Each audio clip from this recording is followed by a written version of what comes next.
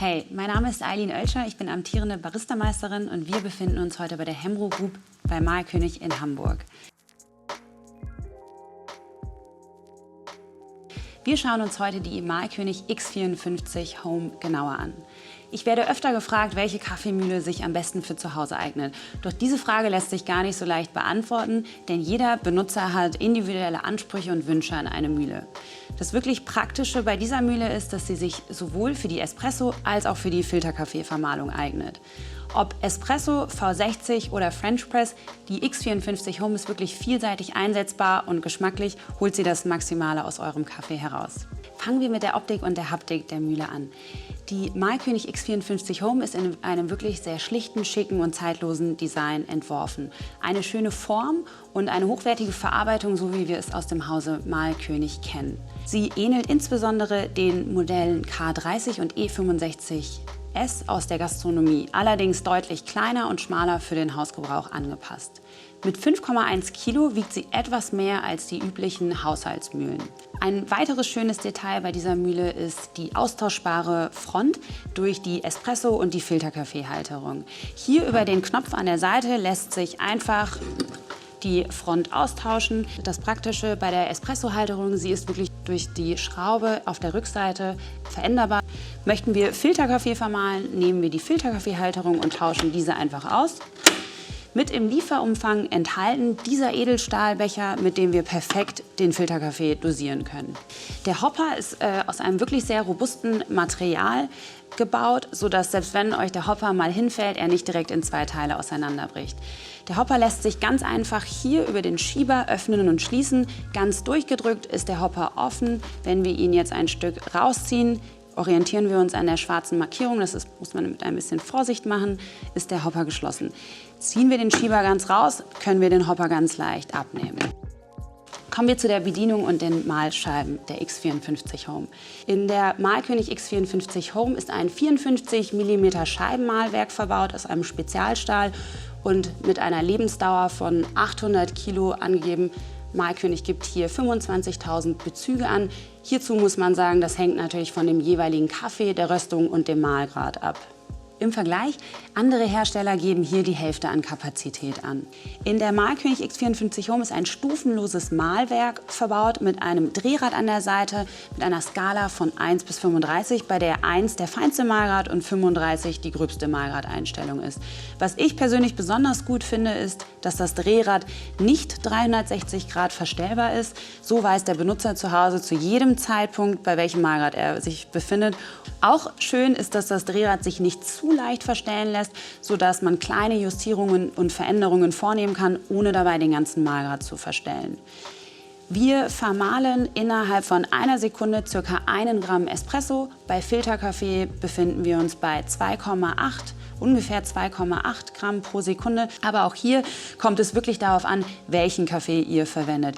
Hellere Röstungen lassen sich tendenziell etwas langsamer vermahlen und dunklere Röstungen aufgrund ihrer Brüchigkeit etwas schneller. Wir erhalten auf jeden Fall ein sehr homogenes Mahlgut, gemischt aus feineren und gröberen Partikeln. Mahlkönig gibt hier eine Größentabelle von 200 Microns für Espresso bis zu 1000 Microns für Filterkaffee an. Das LCD-Display lässt sich für vielerlei weitere Funktionen nutzen. Wir unterscheiden hier hauptsächlich zwischen der Start- und Stoppfunktion und den 4 Timer-Voreinstellungen. Was ich euch immer empfehle, gerade wenn es um das Einstellen einer Mühle geht, benutzt vorab die manuelle Start- und Stoppfunktion und erst wenn ihr den Mahlgrad gefunden habt und gewisse Rezepte einstellen möchtet, könnt ihr dann die Voreinstellungen nutzen. Diese lassen sich ganz einfach einstellen über eine Sekundenanzahl. Ihr könnt hier über das Drehrad auf die gewünschte Voreinstellung gehen. Wir sind jetzt hier bei 1. Indem ihr das Rädchen jetzt länger gedrückt haltet, kommt ihr in das Zeitfenster und könnt jetzt mit dem Drehrad die gewünschte Sekundenanzahl hinterlegen. Wenn wir diese jetzt beispielsweise bei 10 hinterlegen, drücke ich das Drehrad nochmal lange und die Funktion ist voreingestellt. Auch wirklich praktisch, sobald ihr eine Voreinstellung getätigt habt, könnt ihr davon ausgehen, dass die Mengen wirklich genau und konstant aus der Mühle kommen. Wir sprechen hier von Schwankungen bis zu 0,3 Gramm, was wirklich sehr, sehr gering ist.